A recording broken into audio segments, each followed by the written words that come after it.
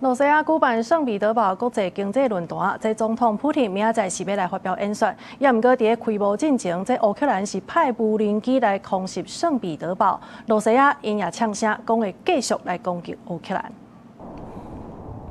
烏克蘭遠程攻擊無人機，車衫透早飛超過1000公里，衝過羅西亞防空網，去攻擊第二大城聖彼得堡的石油碼頭，也閣有附近的海軍基地，造成軍艦受到損害。國際機場關過6點鐘，攻擊的時間點拄好是聖彼得堡國際經濟論壇開幕進前。Вони повинні знати, якщо вони будуть застосовувати проти нас дрони і ракети, ми будемо робити те саме.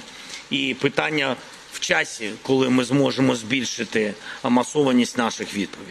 聖彼得堡國際經濟論壇，互人號做是羅西亞版本的達沃斯。1997年創辦，比較瑞士的達沃斯經濟論壇，是羅西亞對外招商、展現經濟開放，而且走向全球化的活動。佮加上聖彼得堡是羅西亞總統普丁的故鄉，所以這個論壇特別受到官方的重視。今年差不多有130個國家代表，2萬個人來參加。普丁預計週5會發表主題演說。俄軍的攻擊明顯就是要讓普丁歹看。羅西亞也嗆聲講會繼續系統空襲烏克蘭。Хочу напомнить вам о заявлении Министерства иностранных дел, где говорится о том, что наши ответы будут носить системный характер. Они, собственно, уже носят системный характер.